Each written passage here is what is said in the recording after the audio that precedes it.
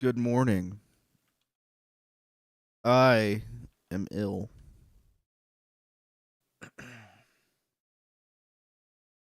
Good morning. I am ill. All right. That means I'm live. That means I'm live. That means everything's working. It's up on Twitch too. All right. There we go. When we last left Disco Elysium, we had found this poor man dead from a trip and fall because he was very drunk.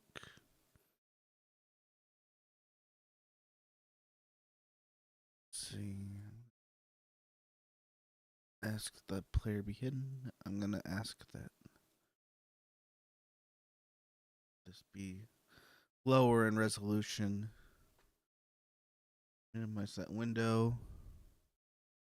And we're going to announce stream everywhere. Just a sec.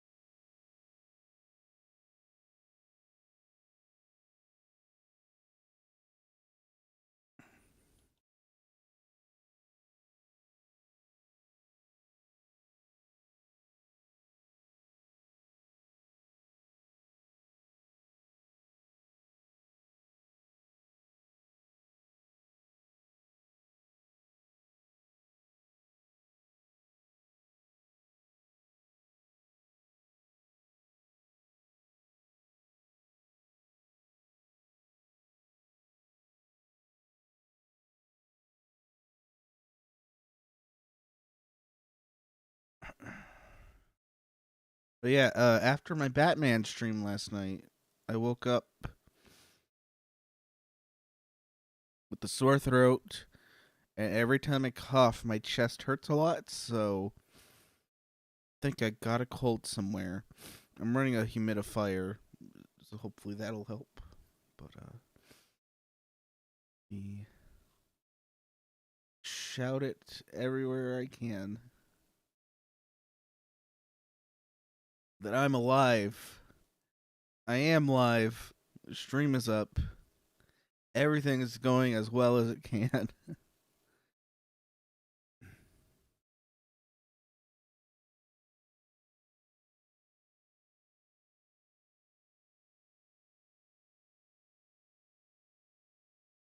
It's the return of the 4:30 a.m. club, and unlike last time, I'm early to the 4:30 a.m. club. If you're coming in unaware of what that was, uh had a job at a grocery store within walking distance of my house. And during the COVID pandemic, I made a resolution to myself to get healthier. And I did it. And part of what I did was I set a strict bedtime where I'd be in bed by 9:30, wake up around 4:30, and then I would immediately come up to my computer, hit this go live button, and I'd usually have a topic ready for the day. So, I'm trying to get back into it. Um, one of the things that's hard about having a stricter stream schedule like that, though, is you do just kind of have to drop everything when the time comes. So that happens. I think I put it just about everywhere.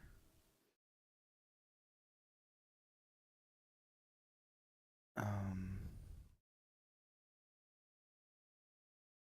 I just have one more thing to do, and then I'll be done letting people know about the stream.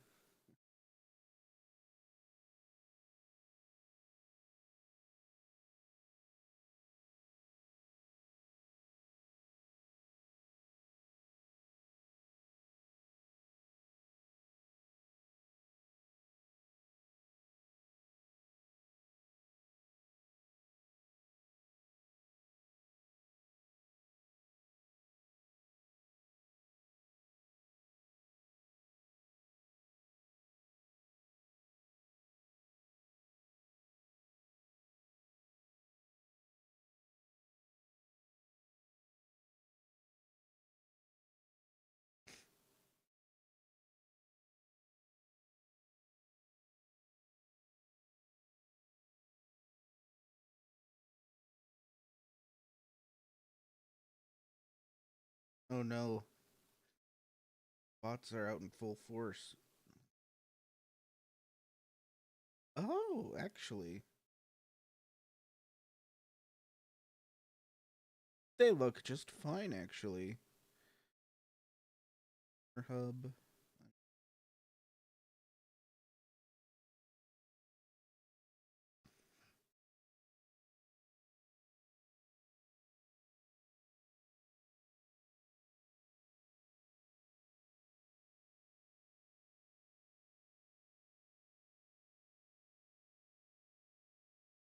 They're not actually a bot.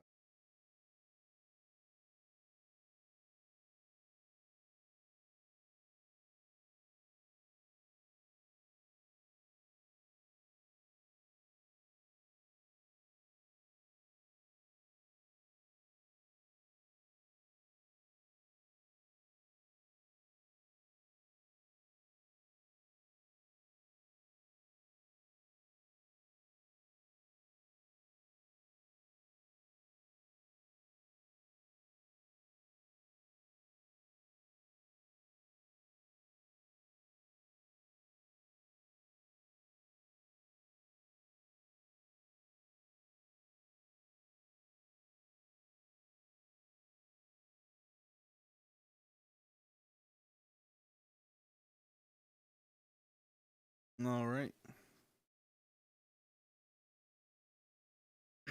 I know how this works though. My viewer count will still be the same. I assume same as usual. I'll get all the stragglers coming in there like, oh, they're live. Hang on just a sec. Like I said, I am ill, and the cough. Oh my god, it's horrible. I don't wanna I don't wanna force y'all to hear that. I feel one coming on. Hang on.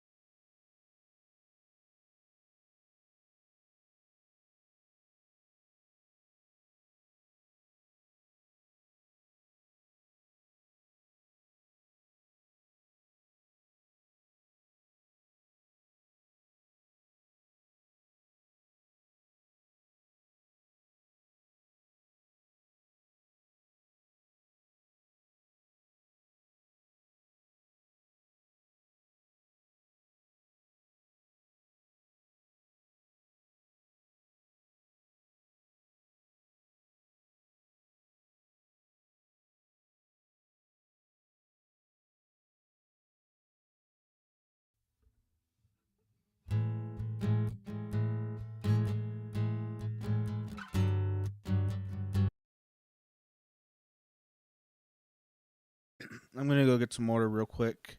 I forgot to unmute myself. Let me make sure that I have enough water to get through this, because if I don't have enough water, oh, that's gonna end badly, I think. Ooh, this one's pretty good, I think. Nah, it's not long enough, though.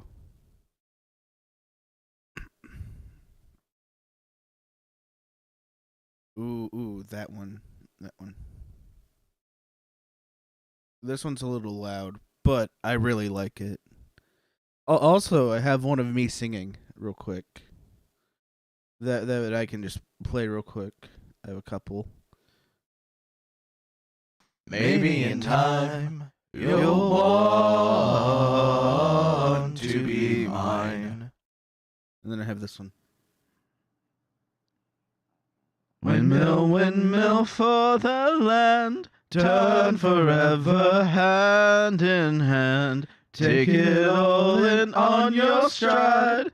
It is sticking, falling down. Love forever, love is free. Let's turn forever, you and me. Windmill, windmill for the land. Is everybody in? And now that now that I think about it, excuse me. I'll just embarrass myself. I have a song that I started working on, but I lost some audio files for it. I don't remember what exactly happened, but I was trying to fix like the way this one ends, and it just never worked. And the song was about drowning in a lake. I think also while I was making the song, someone actually drowned in the lake. So I felt really bad about having that exist so close to the timing of it, but it's been years now. And I mean, art imitates life, so.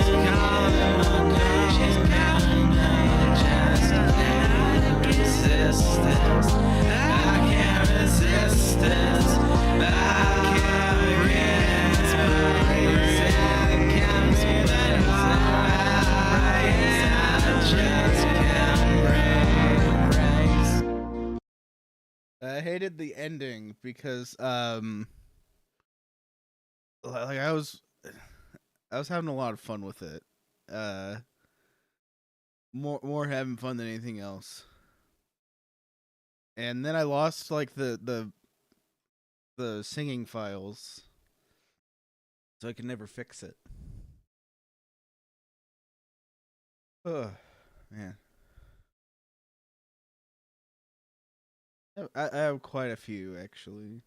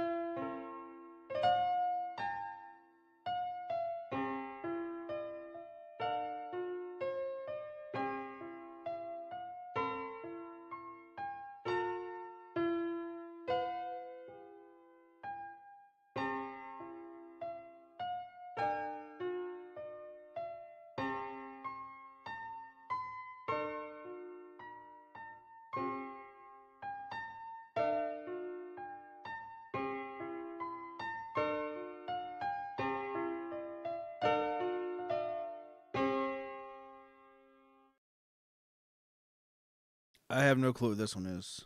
Ooh, I remember this one.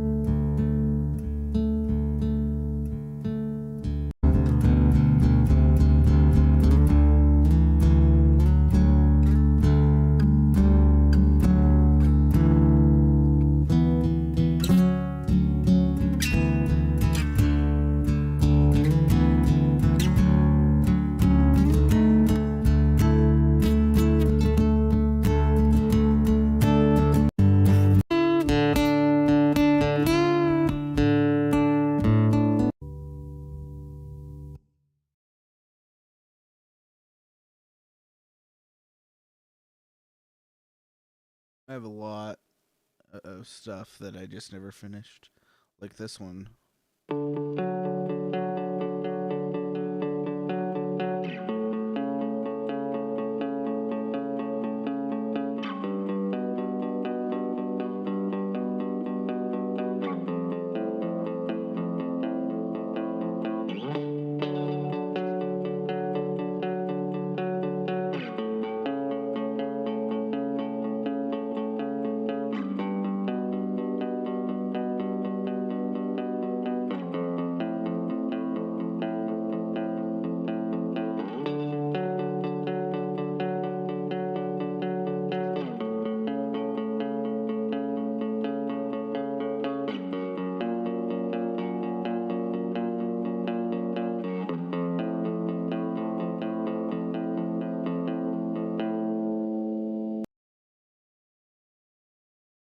Man, I have a lot.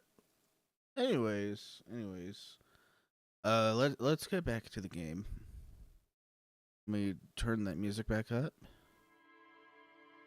Yeah. Environmental volume, weather volume, UI volume.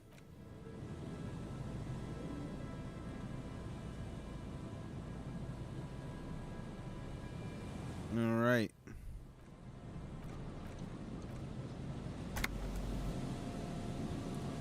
So we found this man dead. In fact, here we go.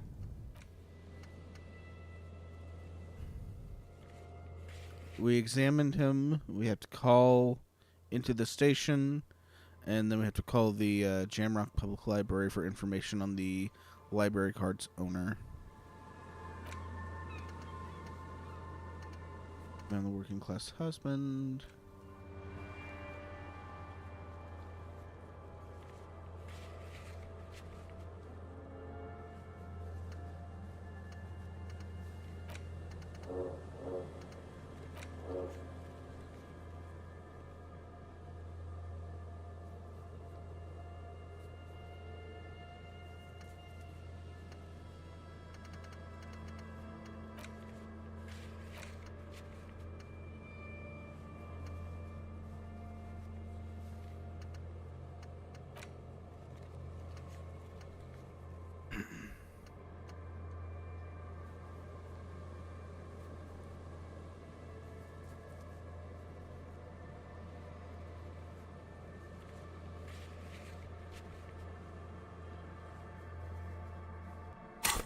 And I have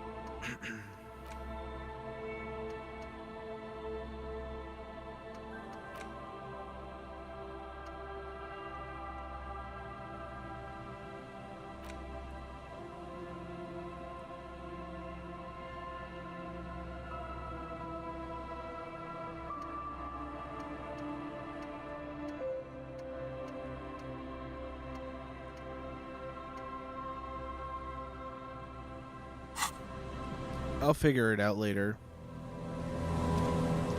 for now, I think we can review everything we know.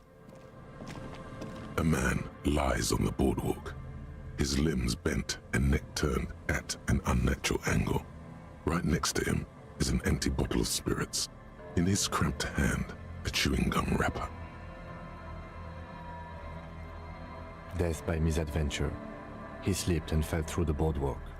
A truly unfortunate accident. If it wouldn't have been for that bench, he'd be alive. No, I don't see anything that points in that direction. For now, let's treat this case as a simple, albeit sad, accident, unrelated to the murder case. Agreed. If this somehow converges later, why not? But keep it simple for now. What about it? The deceased ate some kebab. It's probably from a nearby place, maybe in the box. Sometimes a kebab is just a kebab. They'll seal this place off after the news reaches the coalition officials. I doubt that they have enough resources to actually repair the boardwalk. Not that sealing it off would keep anyone away. All it does is keep the city council's hands clean. It does seem to be a pretty straightforward misadventure, although there's still a question of identifying the body.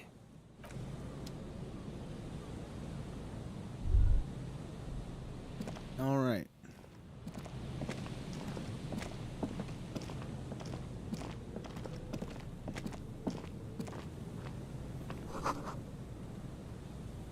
Wine canister that's open and empty.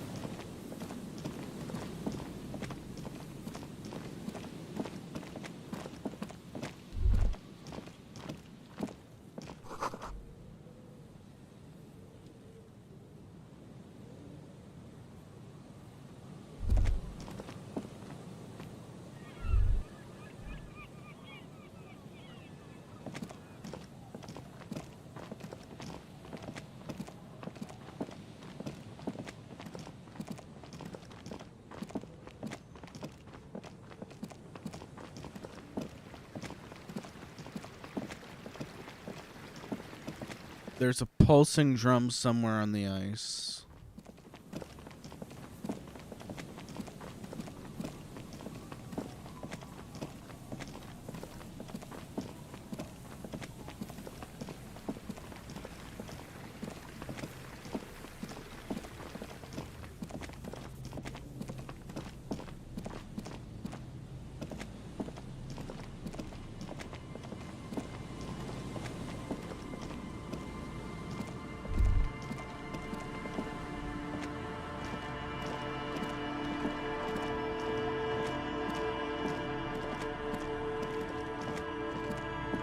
Hello. What can I do for you, officer? Well, they may not look impressive, but Lena designed them quite cleverly, so I'm sure they'll do the trick. Lena designed the traps? Yes. How do they work? Simple.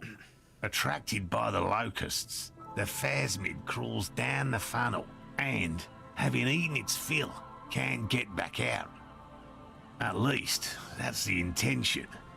The net isn't a perfect solution, but we didn't want to use anything that might damage the specimen's delicate exoskeleton. What are you using as bait? Locusts. Nearly all known phasmids are herbivores, of course.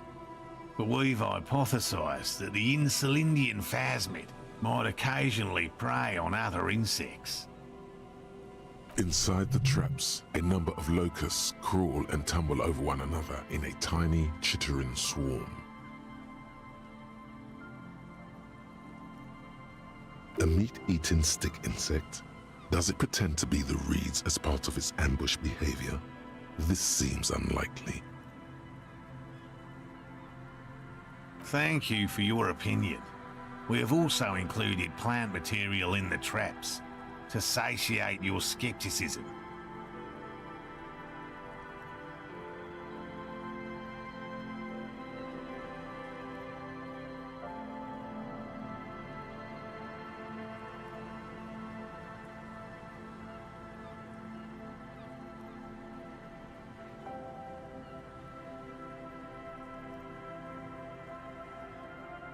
Sorry about that, I had a cough.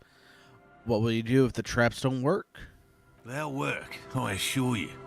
The predatory hypothesis, using locusts as bait, accounts for the failure of previous efforts by other teams, which use plants. We have given this some thought. The traps do seem to be deftly and thoughtfully constructed. It's clear the cryptozoologist's wife knows what she's doing. Yes. What? Lena seems pretty eager for you to return. And I'm eager to return to her, I assure you. But I can't leave before we finish with these traps. My wife understands that just as well as anyone. He looks south, where Lena would be. Come on, Morale. We've been soaking out here for days. It's time to go back. And leave the traps? Absolutely not. I won't let Lena down. Come on, she wants us back. I'm soaked up to my nuts over here. We'll both catch reed crabs if we don't dry out soon. Of course it's important to her. She's seen it. A verified sighting, on record. One of only 40th century, and it's hers. She's seen it? Yes, that's how we first came to know one another, in fact. But that's her story to tell, not mine. Suffice to say, it's long been our dream to find proof of the Insulindian phasmid together. I can't abandon course now.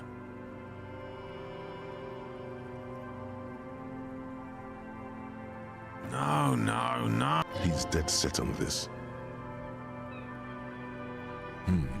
I could go for some trap setting. I didn't expect you to take such an interest in our work here, officer. Caught the bug, I see. It's easier to get caught up in the search than you'd imagine. Alright, what if I encounter the phasmid in the wild? That's highly unlikely, officer. But in the event you do, I'll spray you with a pheromone mixture I developed. It's made of musk and research chemicals. The pheromone should attract the insect to you, or at least prevent it from bolting at the sight of you. It's quite potent. Will last you about a week. Oh no. Lay it on me thick. Present your armpit.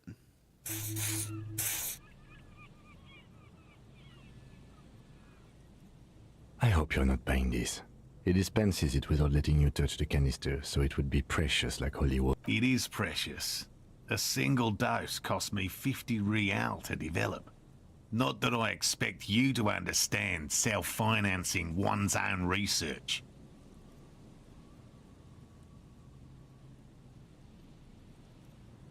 Bring it to me at once. Just make sure the trap is closed tight. He's not comfortable with the possibility that you'll claim the find, but he's lying about this even to himself. There are 4 in total. One is to the south, on this little peninsula, by the boathouses there. It's very near. Another we set in Land's End, to the northeast. It's behind a small sand dune there, on your way to the old radio tower, after the church. Let me mess with this. Let me see.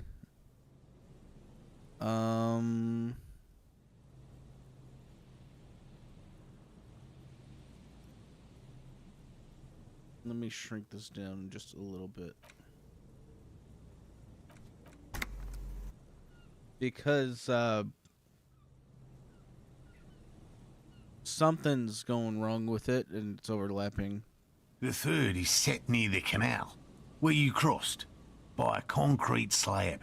A big thicket of reeds going up the slope, and among them...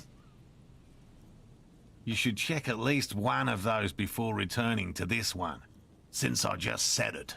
This one's more of a technicality, but still, better safe and stupid than sorry. Right. Which means you two can pack up and go back to the boiling. Finally, someone's talking sense. Thank you for your help. Gary and I will start breaking down camp. If you have any more questions, now's the time to ask. If it's more cryptid-related business you want to discuss. But what if the information is vital? What about his eager-to-leave friend Gary there? Talk to him too, perhaps. I've just always liked animals and puzzles. Searching for cryptids is a bit of both. Have you ever discovered a cryptid? No. Very few cryptids are ever discovered, and not for a lack of trying. To stay hidden is a cryptid's primary quality. It's even in the name, cryptid. How many cryptids have been found? Of the list of cryptids kept by the Cryptozoological Society of Chemnee, which is 4,082 items long, about 2,000 have been confirmed as hoaxes. 2 are categorized as confirmed discoveries. The rest are in differing stages of discovery, refutation, and data collection. Yes, the Chateau Quan forest pygmy, who turned out to be an extinct species of primate, and a cave salamander from Yugograd, who is, honestly, quite unremarkable. It's in a zoo somewhere. We cryptozoologists are brutally honest with ourselves, more so even than the public. With cryptids, most cryptids are hoaxes or they are never found. That does not mean we should stop searching. Not approvingly. Then the Insulindian phasmid will be the third. Indeed. If our expedition is successful, every paper in the world will report on it. From Revachol to Dushantu. It will be a zoological miracle. He has clearly done his math on this. There is no surprising him or swaying his opinion. So you're living your childhood dream out here? It's not child's play. Just because I have to traipse through the mud every so often. Why not just be a zoologist? Real animals are puzzling too. Real? I know you think one is a respectable profession, while the other is superstition. Everyone does. Honestly, being a cryptozoologist trumps most of the garbage I've seen people do. My methods do not differ from other scientists. I simply draw upon a wider variety of evidence. And I have more hope that something truly surprising might happen. Has anything truly surprising ever happened to you? No, as I said, I have yet to catch a cryptid, although I have come close. Close enough to keep trying.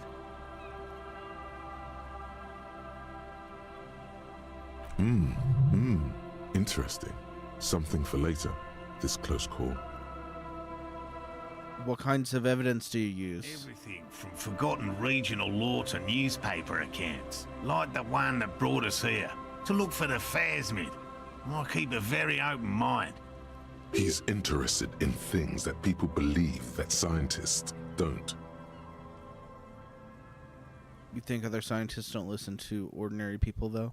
Most establishment scientists only care about reputation and remuneration, not real research, and certainly not the truth. They're a cowardly lot, and both the field and basement archives can be dangerous places. Thanks for explaining that. Now about something else. Yes? Let's talk about specific cryptids. Right. We would have to discuss. He wants to say, but decides against it, since you've offered to help. Which cryptid did you almost catch? A willow person. It's a long story.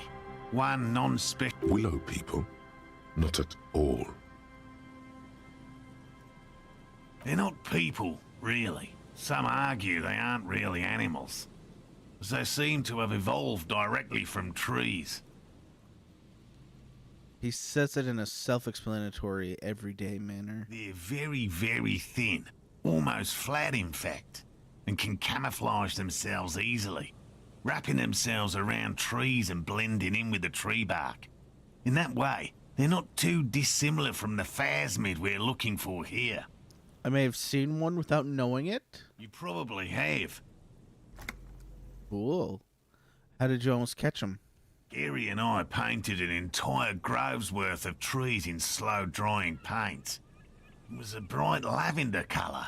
I was hoping one of the willow people would get paint on it and not be able to camouflage itself.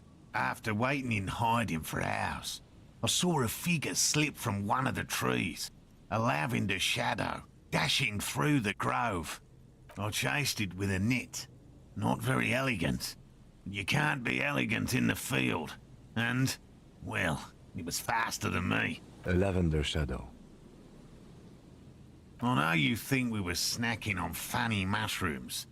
It's easier to mock someone and to admit that the world might be more interesting than you've imagined. Furthermore, I'm not saying it was a confirmed sighting.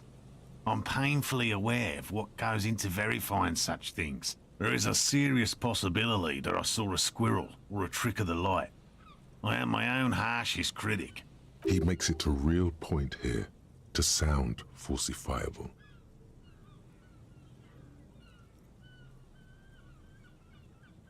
And Lena's sighting of the phasmid is that. Confirmed. It's 100% verified and meets all the standards of an authentic cryptid sighting. Tell me about a very cool cryptid. No offense, officer, but I'm not much of a pedagogue. I don't know what I would have done if Lena hadn't persuaded me to go back to field research. You should ask her if you want interesting stories. Me? I'm not a people person, unless you haven't noticed. And I don't make a good lecturer. My strength lies in field work and persistence. Enough tales then, let's change the subject. By all means. Get going. Hello, I'm Yellow Man. I mean, officer. The lieutenant raises his eyebrows slightly and takes out his notebook. Yellow Man. Interesting. This is something to ask him about, after a little probing first. I'm just waiting for my friend Morel to finish up with his insect traps so we can return to civilization. Yeah, I'm more of a city boy too. I like nature, just not this bloody coast. It's mostly drunks and degenerates that come here. Degenerates. This man respects authority too much. To see the truth inscribed upon thine own visage. Pretend thou art a paragon of virtue.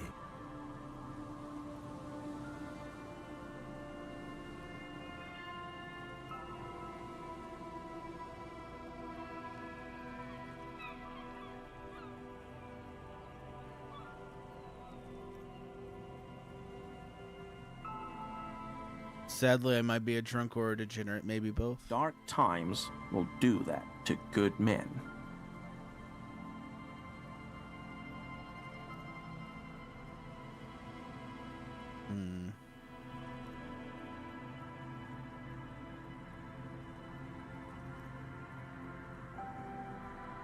Are you a cryptozoologist too? No. I help Morel with research sometimes, and I've learned some things along the way. But I don't usually go in for picnics like this on my own. After all this time with Morel, he must have an opinion on cryptids. This could lead to a good one. I'm into them. Do you have a favorite? Oh, yes. The burning rhino. Morel doubts he's real, but I don't much care, because I won't be the one looking for him out in Safra Serai. What is it?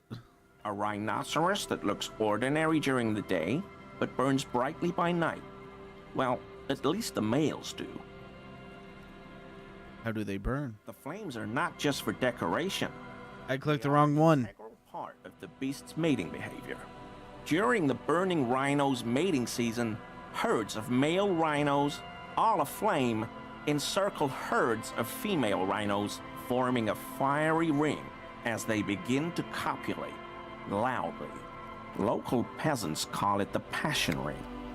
They fear the rhinos, as perhaps they should.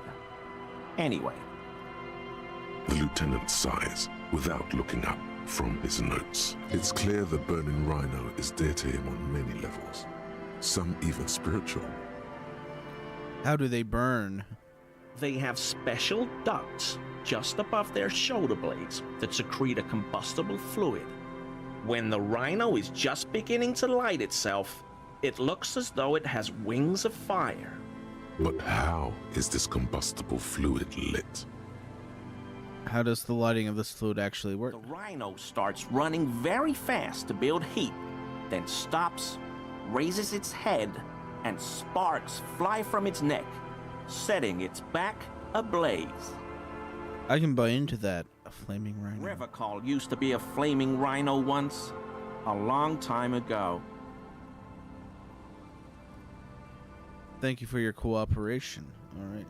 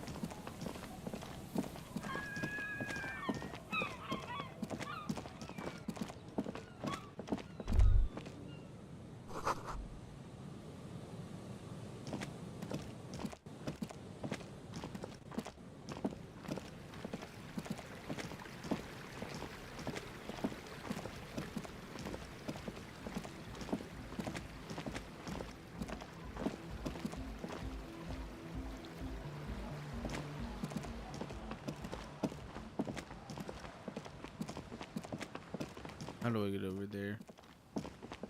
Okay.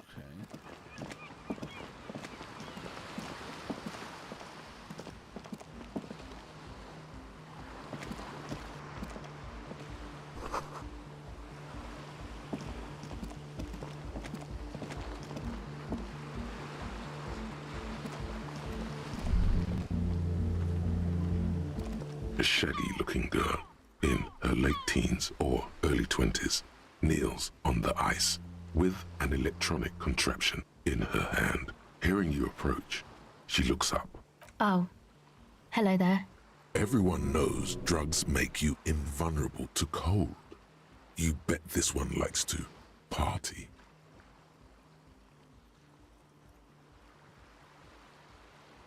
I have some questions for you. I'm listening. What's your name? Estelle. Estelle. Her hair is dyed blonde, with dark roots showing. There's a coarseness to her features, some masculinity below that timidness. What's her name? Why? Why indeed? Forget it. Okay. What's that device you have there? This is a portable recording device. It's for field recording. Low quality, but still. The wires? Actually, just one wire. I picked on it till the braiding came loose. The wire leads to a contact microphone. Contact microphone. A contact mic records sounds from inside things, like this ice. Your mangled brain would like you to know there is a boxer called Contact Mike.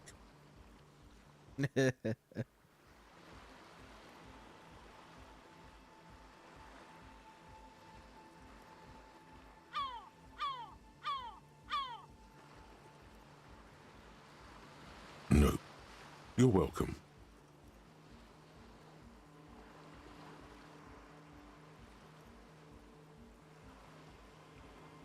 How does that thing work? The mic? I don't exactly know. Somehow it doesn't pick up vibrations from the air. The book said it only picks up structure-borne sound, if you like technobabble. Does this have anything to do with Contact Mike? Yeah, I record stuff with it. No, I mean the boxer. Ah, no. This is a contact microphone. It's for recording inside solid objects. Contact mic just beats people up. That's not fair. And an understatement.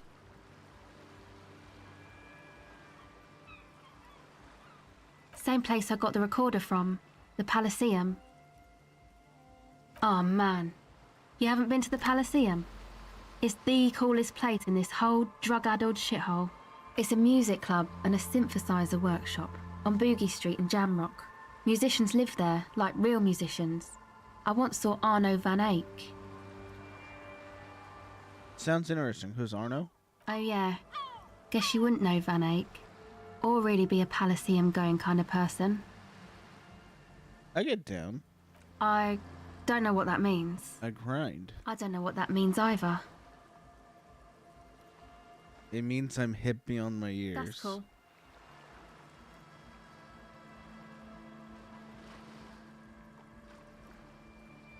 You're right. Time has deserted me.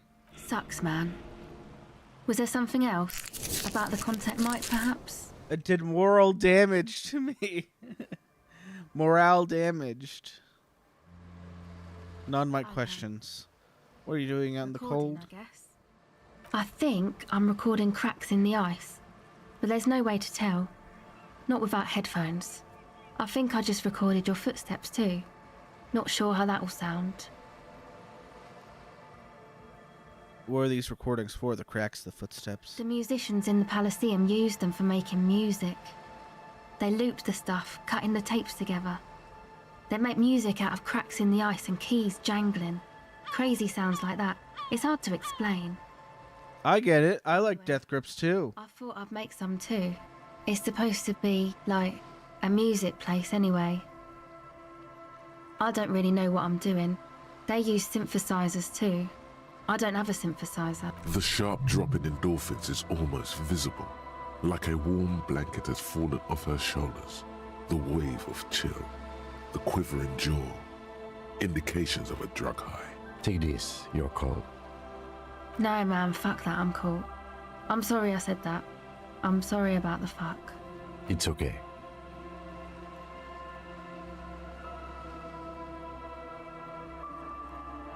Thanks.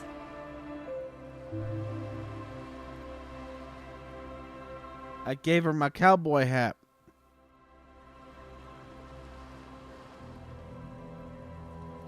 It's supposed to be a music place. What is it? That? The boys think it could be a place, like the Palaceum or something. Stupid. It's really not gonna be a Palaceum, that's for sure. And who are these boys? Yeah, Andre and the guys, they're inside, in the tent. And why is that? Well, you're freezing out here while the boys are inside. They got too much stuff crammed in there. No room. Like what? Music stuff mostly. Like this tape recorder, but bigger. And there's piles of it. That stuff is more expensive than I am. More expensive than any of us, really. Doesn't matter. I can take the cold. Go ahead.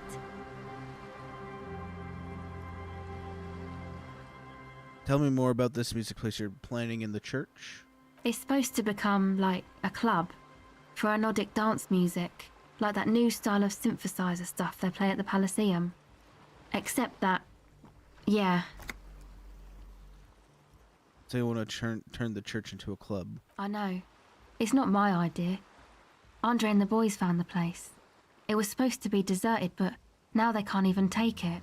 Hey, don't get me wrong, but you're cops, right? Yes, what do you ask? Okay, well, maybe you could talk to Andre and the guys, because there are some strange things going on in that church. If you're police, you should look into it, right? I'll talk to them. They're inside that thing there. Would be cool if you did. Was there something else? Anodic music? I'm gonna find out what that is.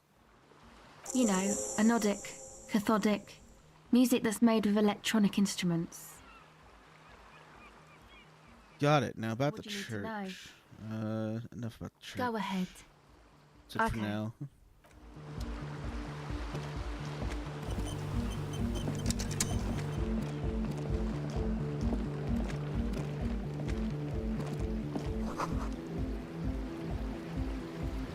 Tribalistic markings. Post covered in humanoids. Let's go in the tent. The tent is just tarpaulin fabric covering a pile of stuff. The flap is open. Inside, 3 young men are listening to some new form of music. It's like nothing you've ever... Come on! Get in and close the flap behind you. The warm stuff's getting out. Sorry, we barely have room for one. You go ahead. I'm too old for this. I'm actually not, he thinks. I just dislike delinquents. I'm sure you will feel right at home. I'll keep watch.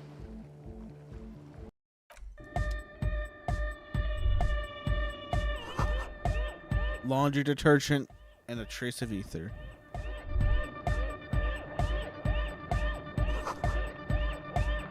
Brand name Nosfed Ultra. Speaker for live music. Stilled, alright. You see a youngish man bleaching the tips of his hair with a toothbrush. He puts the toothbrush down and extends his hand in greeting. Hello, I'm Andre. It's a pleasure to meet you. There is definitely something futuristic about his hair, aggressively so. You get the sense that this is what the future will look like. Imbecilic. Yes, should the future ever come, it will look deeply imbecilic, like this guy. Shake his His hand. grip is strong, sweaty, and warm. He's trying to project and inspire confidence. This is my posse, Noid. The young man with earrings looks at you suspiciously. And Egghead. Egg!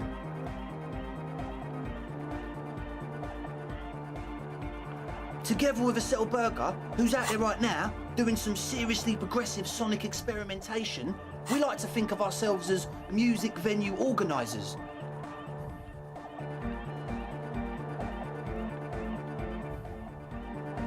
How many venues have you We organized? have many in the pipeline, officer. That means they haven't set up a single one yet. Why are you here? You see, we've been all over Jamrock North, prospecting for real estate to establish a new venue in. Also for talent. Yeah, thank you, Egghead. And while there is no shortage of raw, unfettered talent spinning tapes in Jamrock, we've had rotten luck with the real estate part. Place is a shithole. I apologise for my friend Noid's potty mouth. I realise this is not how you speak to a police officer. He has authority issues.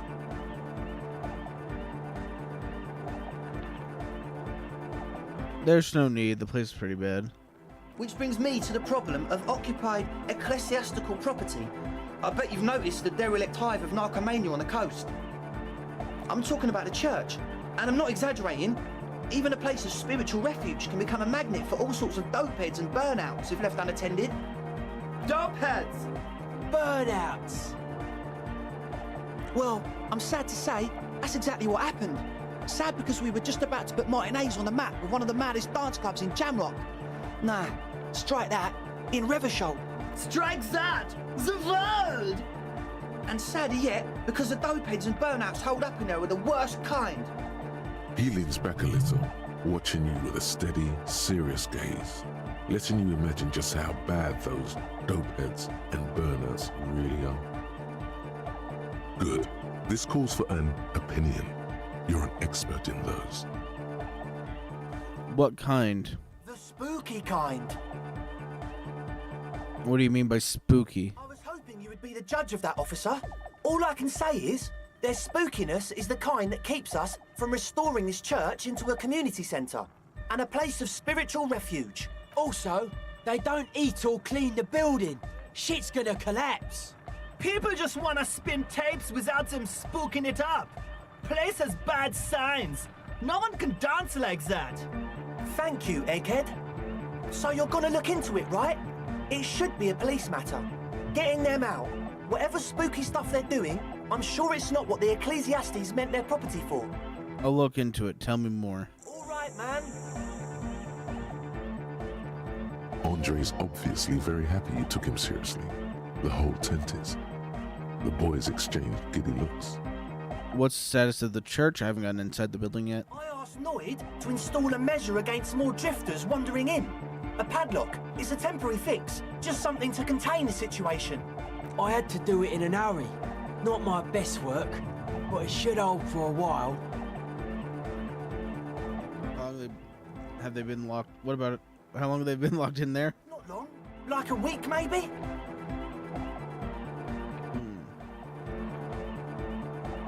Sure they haven't starved to death? I'm super sure they're alive. I mean, come on. I'm at least 90%, maybe 85% sure they're still alive. Somewhere in the ruinous past that led you here, there was something called exams. You may have learned the term involuntary manslaughter there.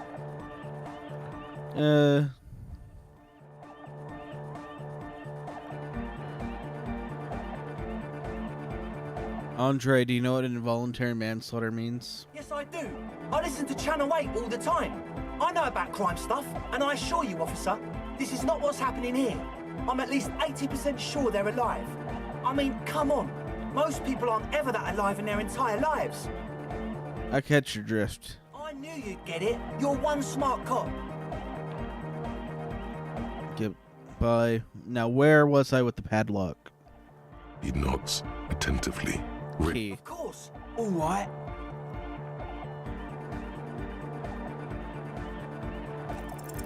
You sense the trajectory of the little piece of metal and plastic. The object makes a small ringing sound as it approaches. Just the tiniest chime to your left. Ka-ching! The key hits your palm. The speed freaks nod to you approvingly. Thanks, man. The speed freak nods to you, a respectful nod. You proved something here. Sure, man.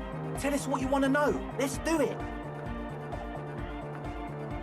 I wanted to ask you about this tent full of equipment. Yes. What?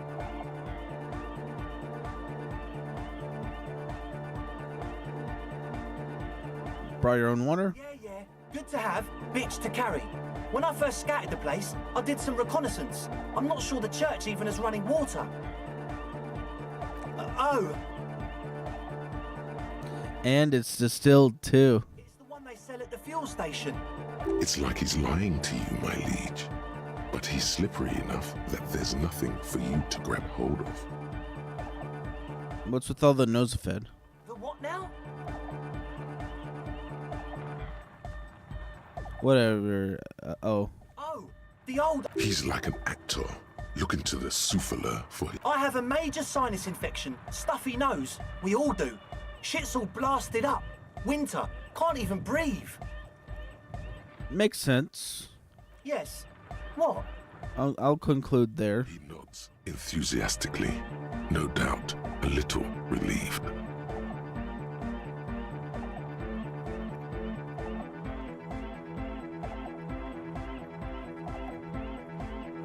As always.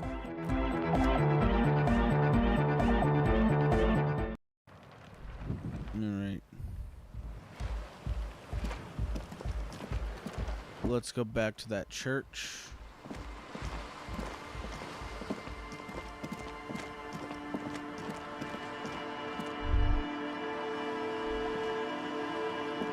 Yes? Oh, I can't tell him about it.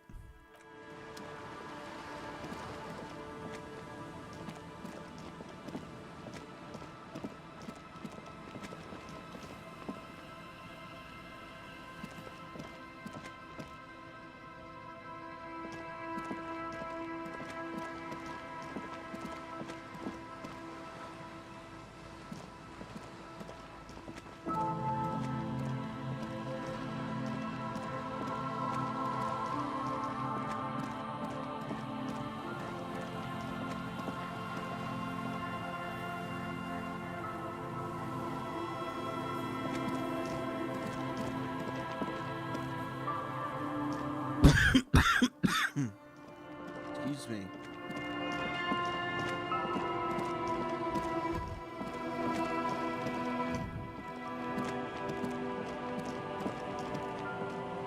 Heavy wooden doors, more than twice your height, stand shut in front of you. The rectangular sea-worn ornamentation appears in stark contrast to the padlock, carelessly drilled into the wood. The lock turns easily, You hear a click as the shackle pops open. Let's go. A great whoosh of air rushes into the dark innards of the church, as though rushing to fill a great vacuum. In the heart of the city,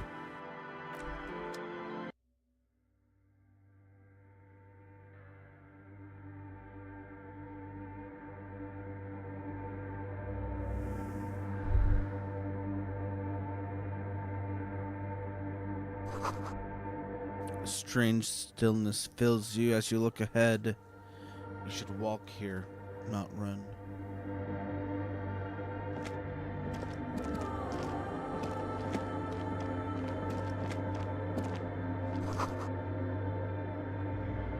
Complex equations, they look recent.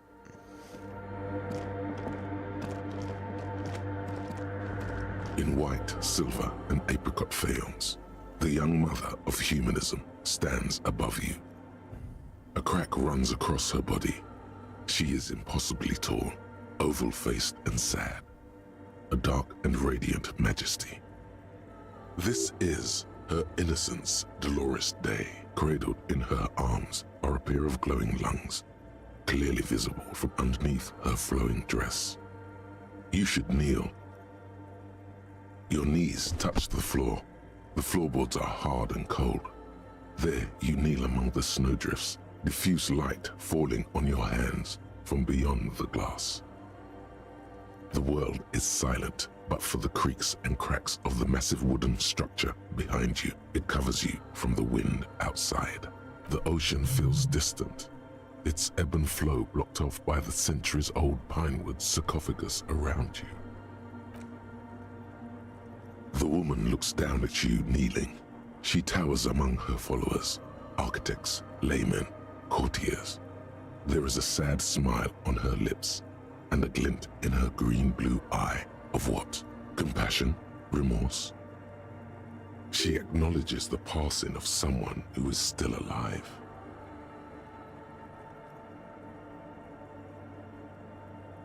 It's,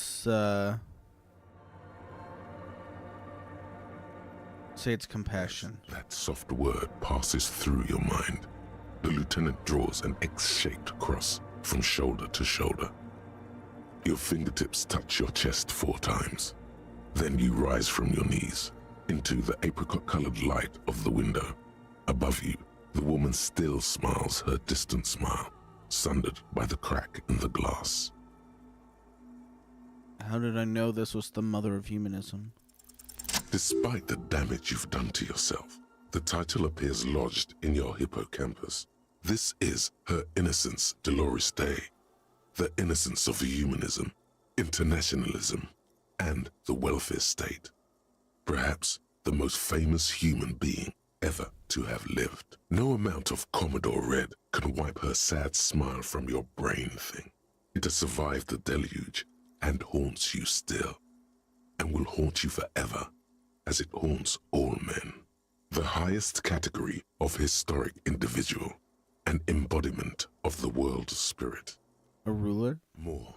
An innocence is elected to office by the founding party, a precedent that has taken place a mere 6 times in the entirety of history. The legal system of the Real Belt is built to accommodate an authentic rule should it coincide with our time.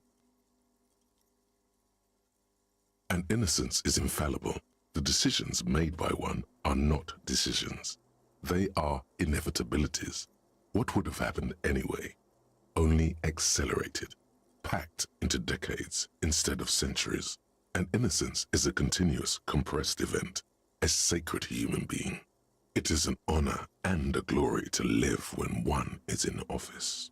Is one in office right now? No, we are alone.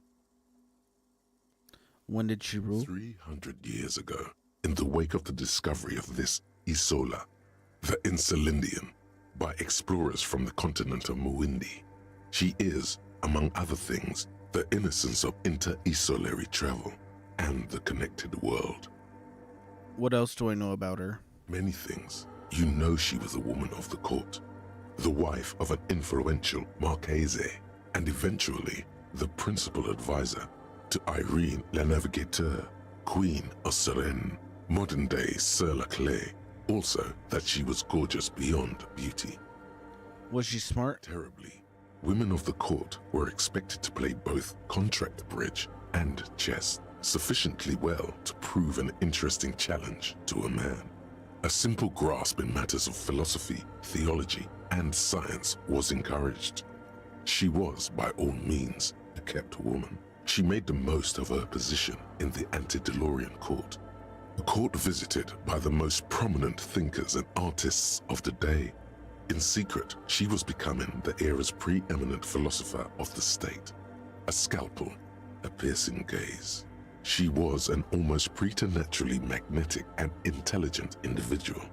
To her contemporaries, she appeared out of time, a messenger from the future of the species. We all fell in love with her, head over heels. Even before she was declared an innocence, her influence was tremendous. It was on her advice that Irene La Navigateur sponsored a number of voyages into the Pale. A costly, often tragic endeavor, ultimately vindicated by the discovery of the new world, the piece of reality you're standing on. She was crowned 2 years after the first expedition returned, setting in motion what is widely considered the greatest era in history. The DeLorean era. Wow, indeed. When her innocence was declared, and the queen she had advised for years fell on her knees before her, she was so overcome with emotion that her lungs started glowing in her chest. Bystanders reported golden filaments lighting the already sunlit chamber around her, clearly visible beneath her dress. That is why the lungs are the symbol of love for the cultures of the Riel Belt. I want more. As did we all. The lands of the Mesk and the Occident, and even far away Supramwindi, altogether 21 of the 40 Mundial nations of the time, immediately accepted Innocentic rule, even before her crowning. Her crowning? In a city called Advesperaskit in Vesper Messina, her homeland, the name of the city means evening comes, but it happened on a winter's morning with the canals frozen and slush falling out of the sky. She was dressed in a white and pearl dress on an emptied-out plaza with the crowd far away. Already her Theriers, the secret servicemen of the Innocents, were worried about an assassination attempt. She must have been beautiful. Oh yes, she looked like humanity's young mother, a perfect mother, insultingly beautiful. It was as if her face and shoulders and hands were covered in a soft down of underfeathers. You know this well, very well. Midwinter snow was beating the cobblestones around her. A small attaché of officials stood by as her Theriers placed a white gold wreath on her head. The crowning was mostly witnessed by Secret Servicemen. Then what? One of the men in this Secret Service killed her 22 years later. A young man who had come to suspect that Dolores Day was not entirely human, but something else. What? Something that had walked in our midst, watching us stumble for hundreds, if not thousands of years, until it decided to interfere in the course of our history. We were supposed to come up with this ourselves. The man was reported to have screamed at the Innocents. Dolores Day was shot in the chest with a fowling piece 8 times. The man, thought to be insane, said he once touched her and her body had been unnaturally warm, like a furnace, and that sometimes, while on duty, he observed her forgetting to breathe for over 10 minutes. This inhuman quality was witnessed by many others as well, glowing lungs and all. It is commonly attributed to mass hysteria and religious psychology. Was there something terrifying about her? Terrifying is a term too emotionally charged for your semantic memory, or what remains of it. Although she's often considered to be the greatest human being to ever live, There was something ominous about Dolores Day, constantly surrounded by her Therias. She was the most socially secluded and least self-aware of all the Innocences. Some modern thinkers would consider her a war criminal for the campaigns she waged against the Mesk state. And then there were the resettlement programs. The Mesk state tried to detach itself from Innocentic rule. Parts of the world were experiencing whiplash from accelerated into secularism. Her mandatory education programs and mass resettlement of upstream Marguerite were problematic as well. Dissenters were suppressed by a military force she called the Army of Humanity, suggesting those who fight against it are not part of humanity. She adored chess, yes, but also military war games. Dolores Day often holds a tiny tin soldier between her index finger and thumb. In icons such as this, she was also blonde, the blondest woman you have ever seen, with green eyes the color of the Pacentic, mare interregnum. Little is known of her Marchese husband. It's as if he vanished from history after completing his role, which was to introduce Dolores Day to court. In conclusion, yes, there is something lonely, paranoid, and even terrifying that people seldom mention, but feel when they think of her. This subtle terror is part of her iconography. Lieutenant Yefreiter, you've stood there for over 5 minutes. What are you thinking of, if I may ask?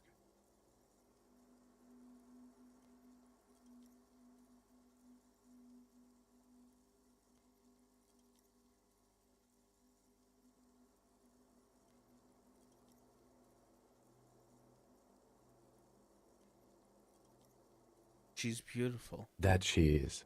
A great sacred piece. I wonder what we are doing here, however. In this church, I mean. The coast in general. We shouldn't linger. This isn't a good place to get lost in. Reconstruct the cracked glass. A jigsaw of broken shards falls into place in front of you. A ghostly reconstruction of the stained glass window. Before it was shattered, there was an older woman beneath the younger one. And a text, a light motif below them both. What shattered the mosaic? Unknown. A motor carriage? A gunshot? Someone falling into it? Or maybe just hooligans looking for something to break? Who is the older woman? The escutcheon on her throne says, Irene the Navigator. She is depicted as an older woman wearing thick-rimmed eyeglasses, holding a golden rights apfel in one hand and a scepter in the other. This is the queen her Innocence Day advised. Above, she herself is whole. Small figures of wise men, common men, worshippers walk up the stairs to stand at her feet. Secret servicemen, Theriers, stand in a row guarding her. It must have taken years to produce this work in all its dizzying detail. The motto, what does it say? The mother of humanism towers above you, a wax painting on a cracked pane of glass. Yes, I wasn't sure before, but this must be the DeLorean Church of Humanity in Martinez. It's called the Small Pinewood Church in some records. It's a minor landmark, not easy to find. On the coast of an uninhabited archipelago where only animals had roamed before. There used to be 7 stave churches on the coast. Les Sept Sœurs, they call them, the 7 Sisters. Only one remains. The rest were burnt in the revolution or used for building materials. We should be respectful here, although the building appears to be deserted. I do not believe we'll find anything connected to the lynching here.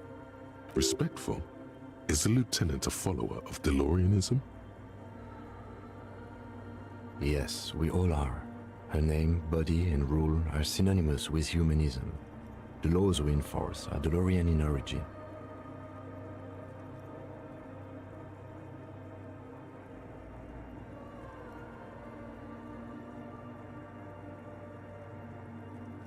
The woman looks by in silence, smiling enigmatically. I didn't think you were spiritual. It's not spiritual, it's constitutional. The DeLorean system does not demand faith, only accordance. The mother of humanism stands above you, a precious.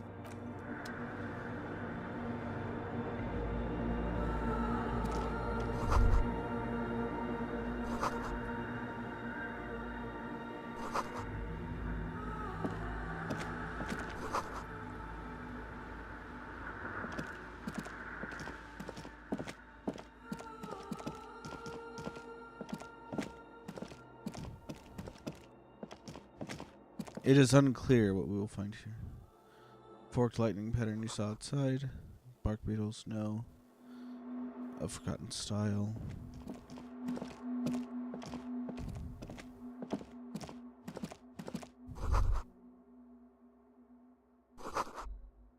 Added later, not part of the original church.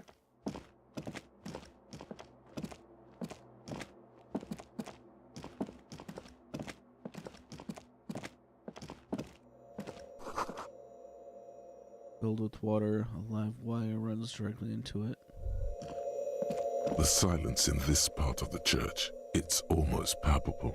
All the shifting matter and shuffling of living things is gone. Nothing seems to exist beyond the church anymore.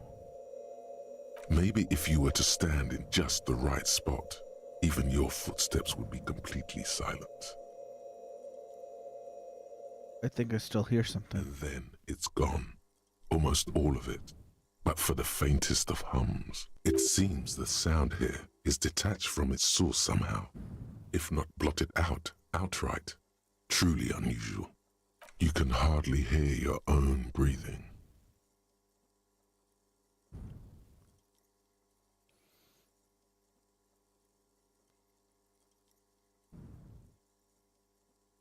Your voice is barely audible. Not a howl, but the softest of whimpers. You produce a few muffled thumps, after which the silence feels even more total, somehow. The lieutenant points to his ears and shakes his head. Then he leans closer. Can you hear anything? Almost nothing.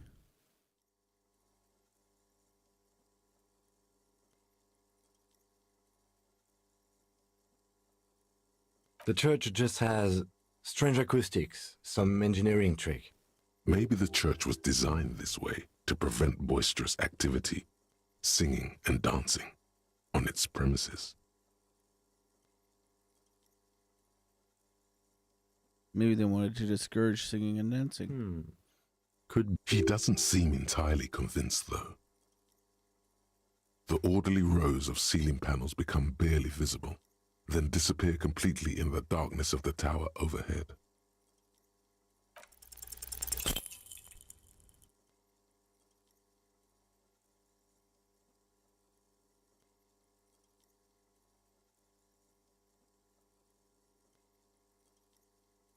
Just darkness without end. It makes your head spin. There's nothing. Officer, what are you looking at?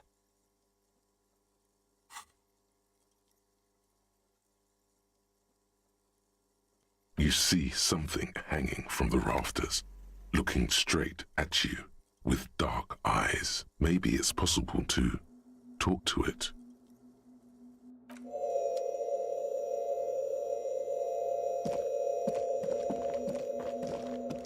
Is that a man? Looks more like part of the carpentry of the building came alive and is now studying you intently. The man leaned forward a little, fixing you with a steady, unreadable gaze, then speaks. Habitual alcohol use has made you into a scared little pussy, Holmes. But don't worry, everything's gonna be all right. You come to the right place. That accent is Villalobos, a peninsula in Mesk and a district in Jamrock. There's a sizable contingent of Villalobos-speaking Mesks in Revachol. I'm here to receive the mother's love. You can too, Holmes. And when you're ready, she will take your hand and lift you out of that despair at the bottom of that bottle. This man is obviously a habitual narcotics user. Do we really need to question him? Hey, and what was that about the bottle again? You haven't even drank that much lately. Lay off it already. Shish.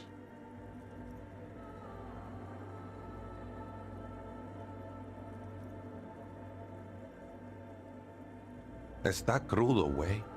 I see deep inside you. Your body and your spirit are suffering greatly from overindulgence. And you don't even know it. I told him I have a problem that's getting out of hand.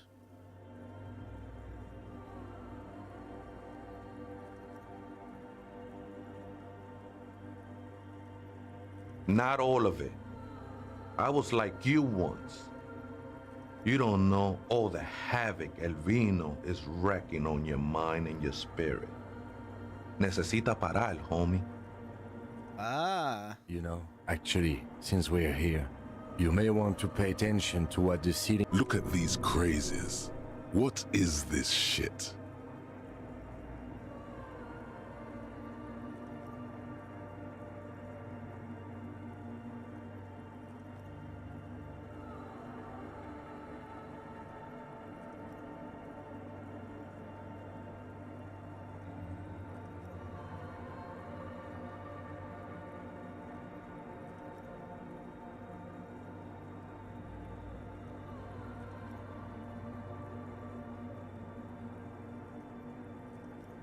Don't trust me. Trust the mother. This is the Church of the Mother of Silence. You are welcome here. You have no idea what the fuck he's talking about. Is he just trying to throw you off your game? Whatever it is, he's quite confident about it. Just look how gracefully he sways. 'Tis not an act, my liege. Save him perchance, he hath deceived his very self. This man is a zealot.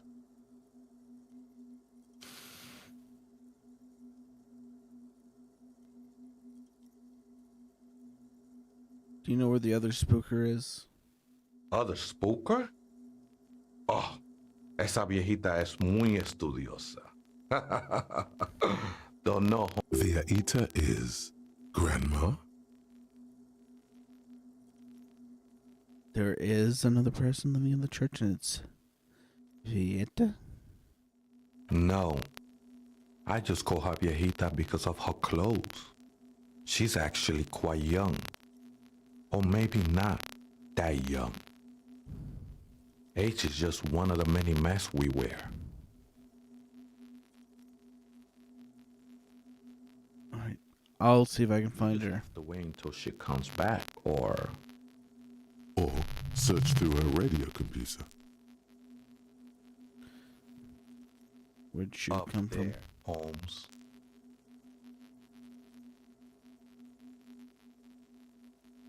Okay, I have other The questions. figure lingers on the wooden beams, blending into the shadows. What are you doing This here? is a special place.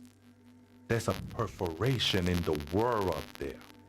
A way out into nothingness. This church was built around it for purposes of veneration. I circled it, nurtured by the silence bestowed by the mother. One of these days, I'll be pure enough to go drink from it directly. What will happen once you drink it? I will be incinerated, but not destroyed. Finally, I won with the state of the world before reality began. That sounds a bit like substitution behavior, no? You know a thing or two about that. Right. I had other The questions. sinewy figure lingers on the wooden beams, blending into the shadows. I'm gonna leave.